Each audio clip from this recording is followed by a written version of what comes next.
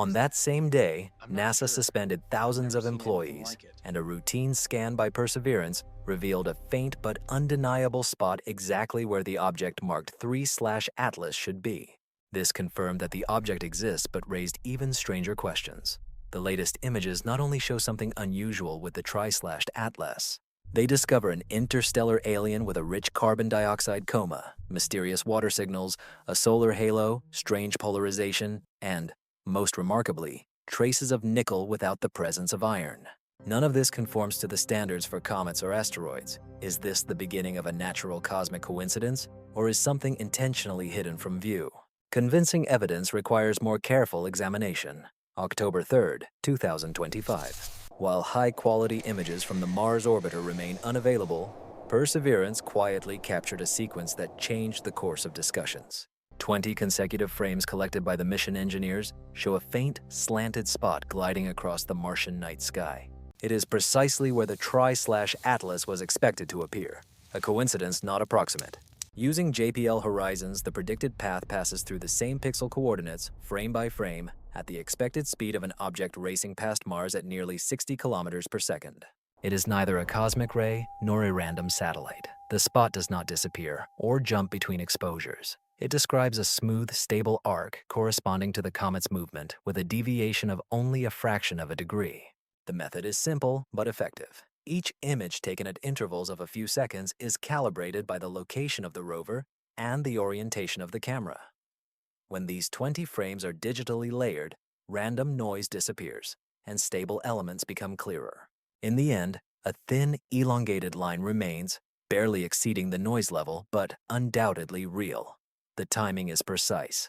The sequence began exactly when the 3/Atlas reached its closest proximity to Mars, a window calculated weeks earlier by the mission planners. The chances of an artifact randomly appearing in the precisely predicted location at the exact predicted moment during 20 exposures are extremely low. No other device on the surface of Mars has recorded such a discovery. Raw data, although not yet published, had been quietly confirmed by several imaging specialists at JPL. Each checked for sensor defects, cosmic ray hits, and atmospheric artifacts. None of these matched. The only plausible explanation is that Perseverance, through luck and careful planning, captured an interstellar visitor in action. This is not the detailed portrait that orbiters like HiRISE or Mars Express could provide. The spot is too faint and distant for structural hints, no signs of a tail, no clues of a core or jets. But this is direct photographic evidence that the tri/Atlas was there, moving exactly as predicted, along a trajectory that no Martian satellite or known debris could replicate. At the moment when official channels fell silent, a 20-frame sequence from the rover remains the only real-time confirmation from the surface of Mars. This timestamp is a testament to the need for further investigation and a vivid reminder of how much remains hidden in embargoed data. For now, a blurred image of persistence is the only anchor in a sea of uncertainty. It confirms the reality of the object, but leaves deeper questions about its shape, composition, and origin unanswered. Until high-resolution images from the orbital apparatus are published, this faint trace is the only thing separating speculation from facts. Across the solar system, a network of telescopes and spacecraft has focused its sensors on a trio of I-Atlas, each collecting different pieces of the puzzle. The James Webb Space Telescope, operating in the infrared spectrum, has detected a comet dominated by carbon dioxide. The ratio of carbon dioxide to water, based on Webb's observations, was nearly 8:1, significantly exceeding the figures of most comets in the solar system, where water almost always predominates.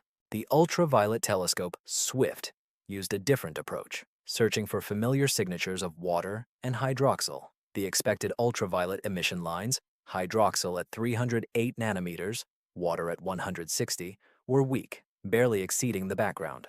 Instead, SWIFT reported a stronger than expected signal in the carbon monoxide range, indicating a volatile mixture significantly different from the typical. Meanwhile, the team using polarimetry with very large telescopes for the RS2 instrument recorded a linear polarization of -2.77% at a phase angle of 7 degrees. This is not just a statistical outlier. Most comets exhibit positive polarization at these angles, with only a few showing negative polarization, usually due to small, highly reflective dust particles. Strangely, The inversion angle at which polarization changes from negative to positive was just over 17 degrees. In comparison, classic comets fluctuate around 21.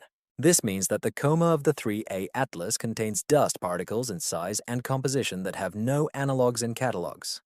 The Hubble Space Telescope, observing invisible light, recorded a broad halo facing the sun that contradicts the textbook model of comets. Instead of a bright tail directed away from the sun, diffuse light stretches towards the sun, forming an asymmetric fan. Models suggest that this may be caused by direct scattering from unusually compact or aligned particles, but the intensity and geometry do not match any known comet in the archives. The UVE spectrograph of very large telescopes has added another anomaly. In the gas phase, a spectral line corresponding to neutral nickel appeared several times, but the iron line, which was expected to be stronger or at least comparable, was absent. This is not a minor detail. In every well-studied comet, iron exceeds nickel by at least 10 times. Here, nickel stands alone. Laboratory studies show that both elements should evaporate and photodissociate under the influence of solar ultraviolet almost at the same rate, making this separation difficult to explain in terms of standard chemistry or thermal processes. 5 observatories. 5 unique anomalies. Each instrument confirms that the object 3I/Atlas differs not only by individual wavelengths or from a single perspective. Anomalies accumulate. A cloud rich in carbon dioxide, subdued water lines, negative polarization, a solar halo, and isolated nickel radiation. None of the comets in modern records meet all these criteria. The result is not just a photographic mystery. This is a multifaceted puzzle that questions the very definition of a comet. At the end of August, as telescopes sought clearer images of Tri-I/Atlas, entirely different observations began circulating in closed forums. Remote observation groups, including one led by Bertie Dorsky, conducted a series of blind sessions targeting a certain astronomical object whose name was not disclosed. Participants described a device the size of a flash drive, embedded in a much larger mass of carbonate. Some mentioned impulses or signals radiating outward, as if the object were transmitting data. Others spoke of complex patterns or signs which some called graffiti, etched onto a smooth metal surface hidden beneath layers of dust and ice. No one among the viewers knew what exactly they were supposed to describe. The coordinates and context were concealed until the sessions ended. These observations took place before the flyby of Mars, when only a few astronomers knew about the trajectory of Tri-Atlas. The descriptions, though vivid, remained speculative. The level of certainty by any scientific standards was low. Even when official images remained unavailable, the narrative of the technological implant, of something created rather than just drifting, began to blur the line between fringe speculation and public discourse. The high-rise camera of the Mars Reconnaissance Orbiter was ready for a historic shot. The time window was narrow, only a few hours, as Tri-I/Atlas passed by Mars, close to the orbiters that could resolve the structure that ground telescopes could only speculate about. However, when the flyby was complete, the images never appeared. Official NASA sources, usually quick to publish new Martian views, were silent. The European Space Agency confirmed that its Mars Express and Trace Gas Orbiter had detected an event, but withheld photos, citing ongoing data analysis. Raw telemetry data continued to arrive for critical operations, but the scientific personnel who could clarify questions about shape and composition remained locked behind institutional gates. The timeframes did not go unnoticed.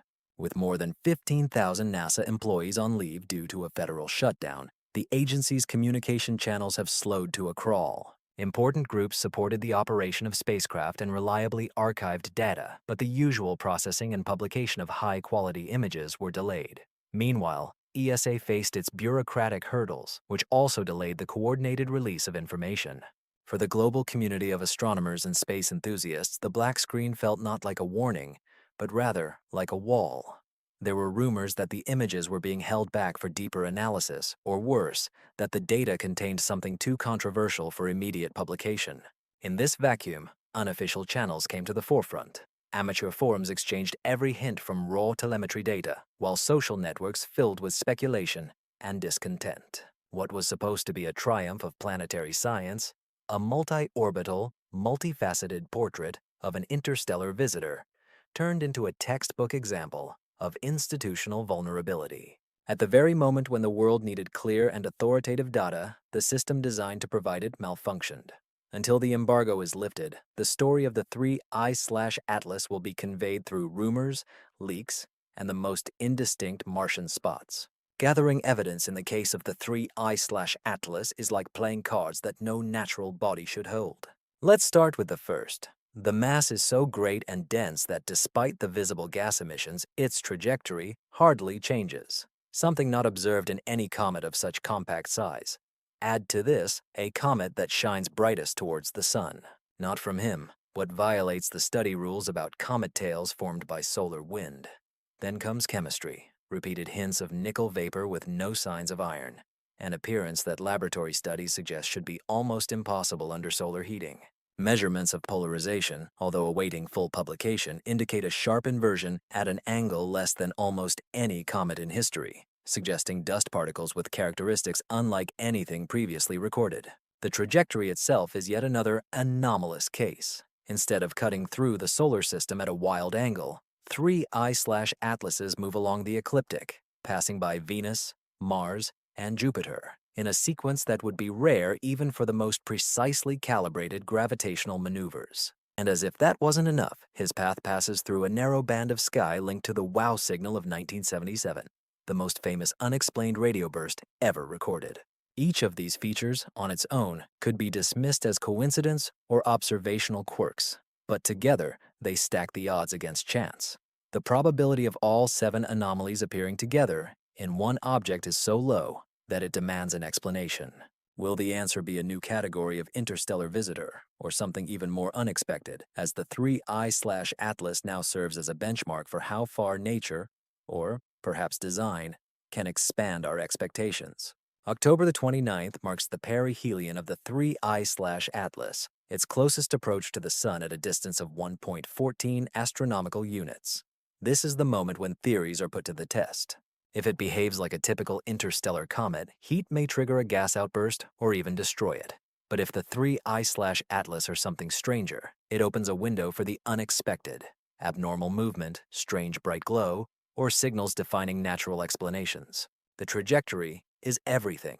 On October 3rd, the object passed just 29 million kilometers from Mars, which is a close encounter by planetary standards. From there, it accelerates, reaching a peak speed of 68 kilometers per second by the end of October. After perihelion, the object moves behind the Sun, hidden from the eyes of Earth, accessible only to the most sensitive instruments.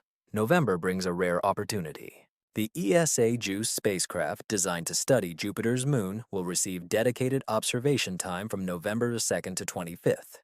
JUICE's sensors are tuned to weak and fast objects, and mission planners have allocated time for targeted scans. If fragments of the Icelandic Atlas change course or suddenly flare up, JUICE will be ready to catch them. These observations are critically important as they provide the only glimpse of the object rising from the Sun before returning to the morning sky. In early December, astronomers check the ephemerides. When 3 Icelandic atlases appear after the solar conjunction, their positions are compared with predictions. Even a small discrepancy can hint at bursts, splits, or changes in course. David Farnokia and the JPL team will closely monitor the situation. The final check is on December 19th. At a distance of 18 astronomical units from Earth, the last chance for ground-based telescopes to capture high-resolution data before the object disappears into interstellar space. A photoshopped image of Michio Kaku smiling next to a glowing comet circulates with a fake quote about extraterrestrial probes. In Russia, state media hints at a Western conspiracy, while meme accounts produce edits tagged with perseverance and the hashtag Harbinger. Panic and parody intertwine, fueled by the closure of NASA and the lack of official images. However, as rumors grow, scientists mobilize. The Vera Rubin Observatory, just beginning its work, initiates a global parallax campaign. Dozens of amateur and professional telescopes coordinate their efforts for 3 Icelandic atlases to take their place in the sky in December. SETI researchers plan a targeted reassessment at 1,420 megahertz, the classic hydrogen line, aiming their antennas at the presumed trajectory of a comet.